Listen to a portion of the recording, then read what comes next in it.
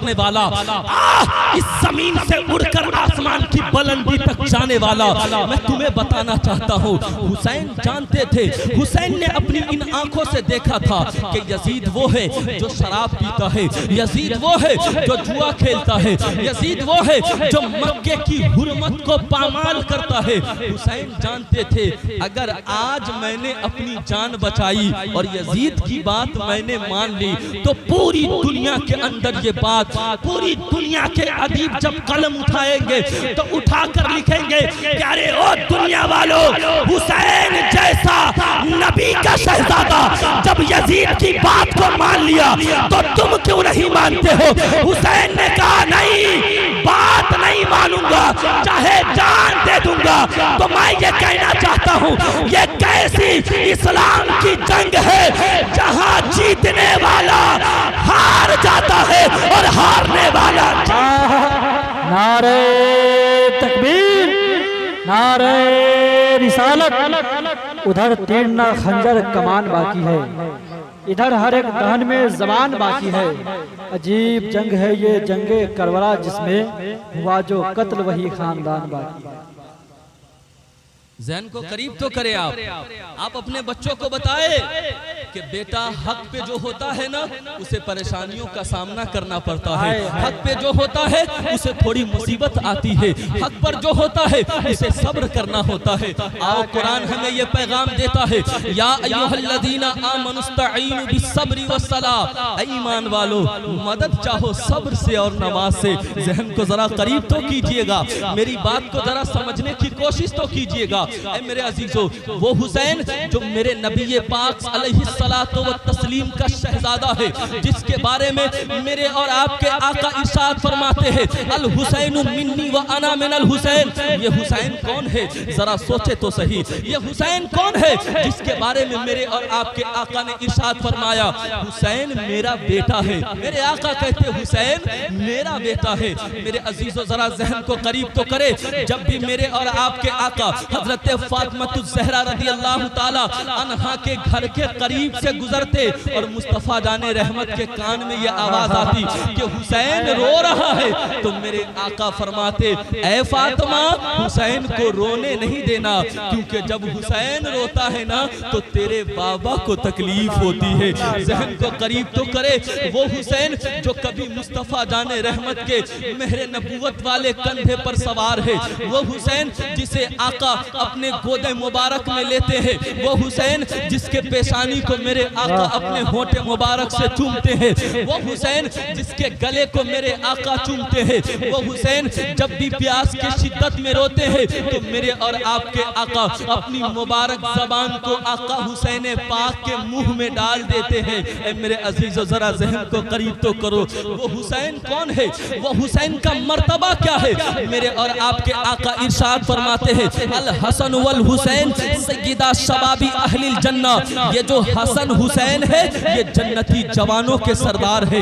मेरे अजीजों जरा ज़हन को करीब तो करो, हुसैन वो है जो फातिमा का शहजादा है, हुसैन वो है जो अली का दुलारा है, हुसैन वो है जो नबी का नवासा है। ज़हन को करीब तो करो, जिस नबी के घर से शरीयत चली हो, जिस नबी के घर से तरीक़त चली हो, जिस नबी के घर से पूरी दुनिया को जिंदगी मिली हो, जिस नबी के दर से दुनिया वाले को जीने का मिजाज मिला हो, जिस नबी की चौखट से जिंदगी मिली हो और जिंदगी जीने का सलीका मिला हो, वो हुसैन मुस्तफा के गोद में जो शरीयत को सीख रहे हैं, जो मुस्तफा के गोद से, मुस्तफा जाने रहमत की गोद से जिस हुसैन ने तरबियत पाई हो, जरा बताओ तो सही वो हुसैन यजीद की बात को कैसे मान लेता, वो हुसैन कैसे अपने सर को झुका देता। यानी हुसैन जानते थे, मेरे आका ने मुझे ये सिखाया है, बेटा हुसैन दुनिया में दौलत की कीमत नहीं है। ज़हन को करीब कीजिएगा, हुसैन जानते थे बेटा हुसैन दुनिया में जमीनों जायदाद की कीमत नहीं है।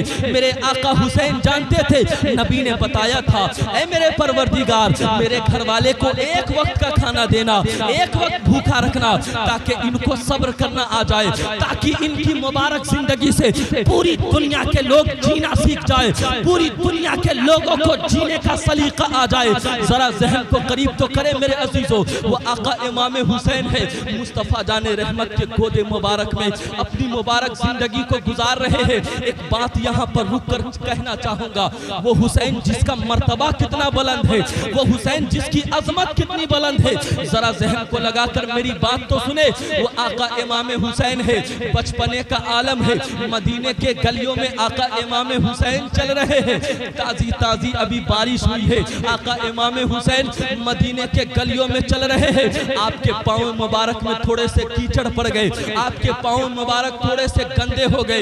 एक सहाबी रसूल है जिनका नाम हजरत अबू हुरैरा रदियल्लाहु ताला अन्हु है, वो 600 से ज्यादा हदीस को रिवायत फरमा चुके, वो बूढ़े सहाबी है।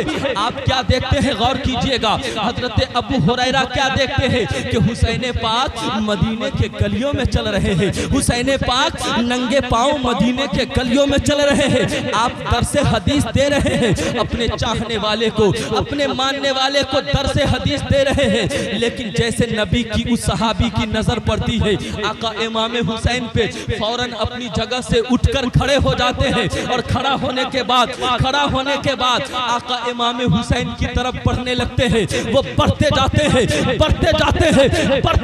हैं, आका इमाम हुसैन के करीब पहुंच जाते हैं और अपने अमामा शरीफ से आका इमाम हुसैन के उस पांव के गंदगी को साफ कर रहे हैं। तो इमाम हुसैन ने कहा, ऐ मेरे नाना जान के प्यारे सहाबा, आप तो जलीलुल कद्र सहाबी है, आप तो बुरे सहाबी है, आप ये क्या कर रहे हैं? अबू हुरैरा ने कहा, हुसैन तुम नहीं जानते कि तेरा मकाम क्या है। ऐ हुसैन, अगर तेरे कदमों की खाक को मैं अपने सर पे भी रख लूं, हुसैन फिर भी तेरी अजमत बयां। नारे तकबीर, नारे रिसालत, जिक्र शोहदाए करबला, अल्लामा आफ्ताब आलम गयासी वारसी मुजफ्फरपुरी। जरा जहन को करीब तो करे, आका हुसैन पाक की शान कितनी बुलंद है। मेरे अजीजों, मैं आपसे कहना चाहता हूँ, वो मेरे आका इमाम हुसैन है, पूरी दुनिया ने जिसकी अजमत का लोहा माना हो, वो मेरे आका इमाम हुसैन है, जिससे जमाने का हर आदमी मोहब्बत करता हो। मेरे अजीजों, जरा जहन को करीब करो, मेरे और आपके आका ने इरशाद फरमाया, हुसैन शरीयत उसे कहा जाता है, हुसैन तरीकत उसे कही जाती है कि जब भी तरीकत की बात आए, हुसैन जब भी शरीयत की बात आए तो डटकर खड़े हो जाना, क्योंकि सामने अगर शरीयत के खिलाफ खड़ा किसी का बाप भी हो, लेकिन उसके साथ समझौता नहीं किया जाता है। हाँ, जरा जहन को करीब तो करे। और मैं आपको बताना चाहता हूँ, एक मेरे नबी के सहाबा है जिनका नाम हजरत सैयदना अबू बकर सिद्दीक रदियल्लाहु ताला अन्हु, आप ईमान लेके आ चुके हैं, मुस्तफा जाने रहमत से मोहब्बत फरमा रहे हैं, मेरे आका से प्यार कर रहे हैं। जरा जहन को करीब कीजिएगा, इस्लाम की एक जंग होती है, जिस जंग में अबू बकर सिद्दीक इस्लाम की तरफ से है और आपका बेटा दुश्मनों की तरफ से है। जहन को करीब कीजिएगा, तो लड़ाई जब हो रही है तो बाप भी सामने है, बेटा भी सामने है, लेकिन बेटे की तलवार बाप के गर्दन पे आ रही है, तो बेटा अपनी तलवार को रोक रहा है, इसलिए कि मेरा बाप सामने खड़ा है।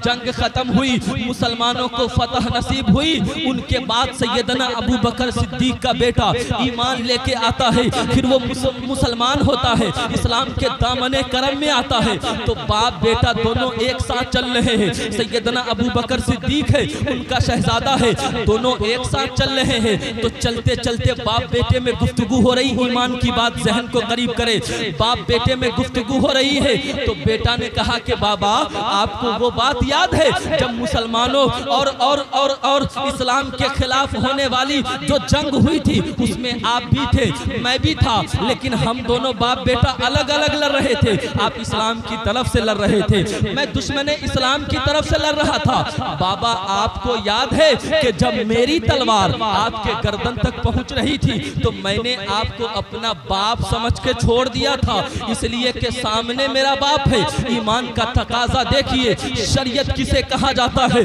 जरा जहन को तो करीब कीजिए। मेरे आका की मोहब्बत कितनी अहम जरूरी चीज है, जरा इसे समझिए तो सही। जब इतना बेटे ने कहा कि बाबा हमने जब एक जंग में आपको पाया था तो मेरी तलवार आपके गर्दन पर पहुंची थी, मैंने आपको बाबा समझ के छोड़ दिया था।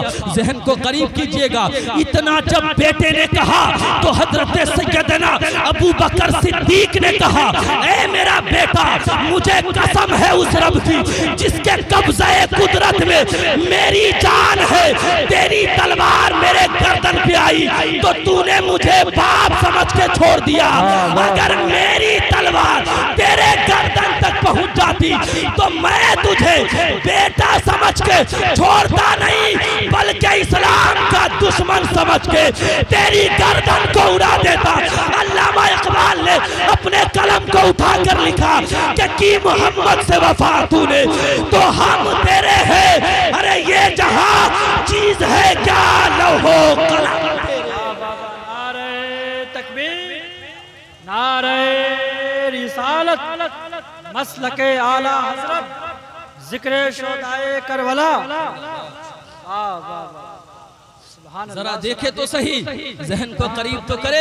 इस्लाम उसका नाम है जो दौलत के अंदर फर्क नहीं करता। इस्लाम उसका नाम है जो जेवर और सोने चांदी के बुनियाद पे फर्क पैदा नहीं करता। इस्लाम उसका नाम है जो ईमान और जो बेईमान है इन दोनों के अंदर फर्क करता है। यानी मजहब इस्लाम में जो ईमान वाला है उसका मर्तबा बड़ा है, जो बेईमान है चाहे वो बेटा हो, चाहे वो बीवी हो, चाहे वो कोई भी हो। नूह अलैहिस्सलाम की कश्ती की कहानी पढ़िए। आपने जब अल्लाह के हुक्म से अपनी कश्ती के अंदर अपने चाहने वाले को समाया तो पूरी दुनिया के लोगों ने देखा कि आपने अपने बेटे को कश्ती के अंदर शामिल नहीं किया, तो लोगों ने कहा ये आप क्या कर रहे हैं, जमाने वाले क्या कहेंगे। नूह अलैहिस्सलाम नबी है और कई वर्षों में आपने कश्ती बनाई है, अपने बेटे को आपने छोड़ दिया। तो नूह अलैहिस्सलाम का ये पैगाम था, ए दुनिया वाले, मैं अल्लाह का नबी बन के आया हूँ, बेटा देखने नहीं आया, बीवी देखने नहीं आया, समाज देखने नहीं आया, रिश्तेदारी देखने नहीं आया। आज हम इस कश्ती के अंदर उसे शामिल करेंगे जो ईमान वाला होगा, और जो बेईमान होगा, चाहे मेरा बेटा हो, चाहे मेरी बीवी हो, चाहे मेरा रिश्तेदार हो, इस्लाम अगर इज्जत देता है तो ईमान की बुनियाद पे देता है, बेईमानों की बुनियाद पे इस्लाम कभी इज्जत नहीं। नारे तकबीर, नारे रिसालत, मजहब इस्लाम, मजहब इस्लाम। सुभान अल्लाह, सुभान अल्लाह, बहुत उम्दा। जहन को करीब तो करें आप, मेरी बात आपको समझ में आ रही है? जी बताएं जरा, दोनों हाथ उठाकर। सुभान अल्लाह, सुभान अल्लाह। कितने लोगों को मेरी बात समझ में आ रही है? सबको आ रही है? अल्लाह सलामत रखे आप सभी को। मेरे भाई जरा आप समझे तो सही, मजहब इस्लाम वो मजहब है जो हर जगह हमें और आपको जीने का मिजाज देता है, हमें जीना सिखाता है। इस्लाम ने कभी बातिलों का साथ नहीं दिया। हाँ, अगर इमाम हुसैन की जिंदगी पाक को आप पढ़ रहे हैं तो पैगाम आपके लिए ये है कि इमाम हुसैन ने अपनी जान की कुर्बानी दी, लेकिन इस्लाम के अंदर समझौता नहीं किया, समझौता नहीं किया। बेशक, और ईमान का तकाजा भी यही है, चाहे हालात कैसे भी हो समझौता नहीं करना है, नहीं होगा। चाहे सामने मेरा बाप हो, मेरी बेटी हो, मेरी बहन हो, मेरा भाई हो, कोई भी हो, इस्लाम फैसला करता है सच्चाई की बुनियाद पे। इस्लाम फैसला करता है हक्कानियत की बुनियाद पे। इसलिए मेरे अजीजों, इमाम हुसैन की मुबारक जिंदगी को अगर आप उठाकर पढ़ेंगे तो मजहब इस्लाम हमें और आपको हर मामले में जीने का अधिकार देता है। और यहाँ मैं अपनी बात को शॉर्ट करके ख़त्म करना चाहूँगा 2-4-5 मिनट में, इसलिए कि हजरत की तकरीर अभी होनी है और मैं 1 घंटे से कम तकरीर करने का आदी बिल्कुल भी नहीं हूँ। लेकिन ट्रेन भी पकड़ने हैं, हजरत की तकरीर भी सुननी है, कारी कलीम दानी साहब को भी सुनना है। तो इसलिए अपनी बात को मैं थोड़ी करके इंशाअल्लाह फिर कभी मेरी हाजिरी होगी तो आपको मुकम्मल सुनाऊंगा, ठीक है। यहाँ अभी जो मैं देख रहा हूँ आपके यहाँ जो बैनर लगे हैं, देख रहे हैं आप, इसे देखने के बाद मुझे बहुत ज्यादा खुशी है। देखिए यहाँ लिखा, निकाह को आसान करो, गुनाह से बचो और जहेज की लानत से बचो। और वहाँ क्या लिखा है, खूबसूरत वो होती है, खूबसूरत होती है वो लड़कियां जो अपने रब की रजा के लिए पर्दा करती है। अल हयाउ शोबतुम मिनल ईमान, हया ईमान का आधा हिस्सा है। और यहाँ देखे, ईमान वाली औरत का असली जेवर सोना चांदी नहीं बल्कि हया और पर्दा है। मेरे अजीजों, मैं आपको एक पैगाम देना चाहता हूँ और बड़ी कीमती बात। 2 मिनट में अपनी गुफ्तगू को खत्म कर रहा हूँ, नहीं समझाने के लिए एक बात काफी है।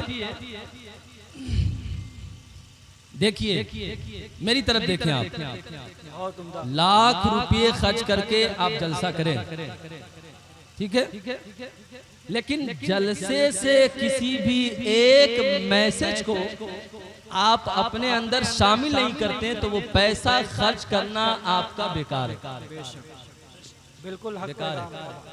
बहुत अच्छा पैगाम है।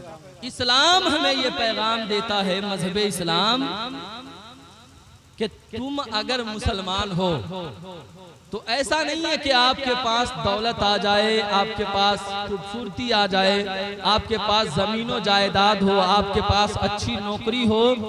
तो बहुत सारे बड़े लोग वो होते हैं जो ये कहते हैं कि मजहब इस्लाम के जो कानून है ना वो हमें थोड़ा बोझ मालूम पड़ता है। मैं कहता हूँ नहीं, आपको पता है मेरे आका इमाम हुसैन से यजीद ने कहा, हुसैन क्या चाहते हो, क्या चाहते हो? कहा कि हुसैन जैन को करीब करे, कहा हुसैन दौलत चाहिए, तख्तो ताज चाहिए, सल्तनत चाहिए, हुसैन बोलो तेरे कदमों में डाल दूंगा। लेकिन नबी के शहजादे, नबी के उस नवासे ने कहा, यजीद जिस दौलत की तू चाहत करता है और जिस दौलत के बुनियाद पे तू आज कूद रहा है वो दौलत हुसैन के कदमों की खाक है। अरे हुसैन अगर मिट्टी को पाँव मारे तो मिट्टी को अल्लाह फौरन मारा। वाह वाह। और तू हुसैन से कहता है हुसैन दौलत ले लो? नहीं, हुसैन जानते थे दौलत बड़ी चीज नहीं है, हुसैन जानते थे तख्तो ताज बड़ी चीज नहीं है, हुसैन ये जानते थे कि नाना जान की शरीयत ये सबसे। आज कुछ मुसलमान बेईमान ये चंद पैसों की लालच में ईमान को बेच देता है, ये अपने ईमान का सौदा करता है। मैंने देखा कि मेरे भाई इलेक्शन का वक्त आता है ना तो हम मुसलमान हर पार्टी वाले से 500 रुपया लेते हैं, हर पार्टी वाले से, और 1 महीना तक हम एक आदमी का झंडा लेकर घूमते हैं, लेकिन इलेक्शन के 5 दिन बचे होते तो हम दूसरे पार्टी का झंडा लेकर घूमने लगते हैं। गौर, आपके यहाँ होता कि नहीं होता मैं नहीं जानता, लेकिन मैंने अपनी आंखों से, हम अपने अंदर, हम अपने गांव और इलाकों के अंदर इस बात को मैंने पाया कि मेरे भाई, बस मेरे भाई, हम चंद पैसों के लिए अपना ईमान बेच रहे हैं और हम झूठ बोल रहे हैं हर आने वालों के सामने कि मैं तुझे भी वोट दूंगा, मैं तुझे भी दूंगा, मैं तुझे भी दूंगा, मैं तुझे। मैं कहता हूं नहीं, गलत। मुसलमान का ये शेवा नहीं है। आका इमाम हसन के पास एक आदमी आता है, आखिरी तकरीर के जुमले हैं, आखिरी मेरे तकरीर के जुमले। आका इमाम हसन के पास एक आदमी आता है, बहुत गरीब है, बहुत गरीब है। सुने ईमान किसे कहा जाता है, सुने आज जिक्र शोदाए करबो बला की महफिल से ये एक पैगाम मेरा आपके लिए भारी है। सुने आका इमाम हसन के पास एक आदमी आता है और वो कहता है हुजूर मैं बहुत गरीब हूँ, मैं बहुत गरीब हूँ और जमाने का आदमी मेरी गरीबी पे हंसता है, वो मुझे ताना देता है। तो आका इमाम हसन ने कहा कि अच्छा ये बात है, तो जरा तू ये तो बता कि तेरे दिल में मेरे बाबा अली की मोहब्बत है कि नहीं है। आका तेरे दिल में मेरे बाबा अली की मोहब्बत है कि नहीं है। उसने कहा कि मैं गरीब तो हूं लेकिन मेरे दिल में आपके बाबा अली की मोहब्बत है। जहन को करीब करे तो मेरे आका इमाम हसन ने कहा कि भाई तू कहता है कि तू गरीब है, तो मैं तुझसे कहता हूं कि मेरे बाबा अली की मोहब्बत को बेच दो, मैं तुझे मुंह मांगा इनाम देने के लिए तैयार। जहन को करीब करे, अगर तुझे पैसा चाहिए तो जितनी दौलत तू बोल, मैं तुझे देने के लिए तैयार हूँ। शर्त बस ये है कि मेरे बाबा अली की मोहब्बत का सौदा कर दे। सुभान अल्लाह।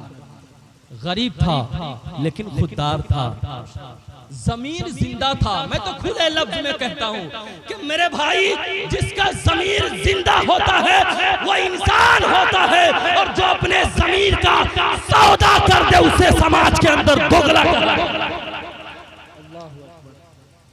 मेरे भाई तो मैं आपको कहता हूं, उसने कहा आका इमाम हसन ने कहा कि मेरे बाबा अली की मोहब्बत को बेच दो, जो तू कीमत मांगता है मैं देने के लिए तैयार हूं। उसने कहा कि मुझे दौलत मुझे पैसे नहीं चाहिए, मैं गरीब ही बेहतर हूं इसलिए कि मेरे दिल में अली की मोहब्बत है। सुभान अल्लाह। मैं गरीब ही बेहतर हूँ इसलिए कि मेरे दिल में अली की मोहब्बत है। ऐ मेरे अजीजों में आपसे कहना चाहता हूँ, वो गरीब लोग थे लेकिन उनके दिल में अली की मोहब्बत है, इस मोहब्बत पे नाज करते थे। आज हम कहते हैं कि हमें नबी से मोहब्बत है, आज हम कहते हैं हमें अली से मोहब्बत है, आज हम कहते हैं हमें हसन से मोहब्बत है, और आज हम हुसैन के नाम का नारा लगाते हैं लेकिन शराब पीकर हुसैन का नाम ले रहे हैं। हम अपनी जबान को गंदी करके हुसैन का नाम ले रहे हैं, हम बाजारों पर चाय पी पी कर झूठ बोल रहे हैं और हुसैन का नाम ले रहे हैं। मैं कहता हूं नहीं, ये हुसैनी होने की दलील नहीं है। दलील हुसैनी होने के ये है कि हुसैन ने जिस तरीके से अपनी जान की कुर्बानी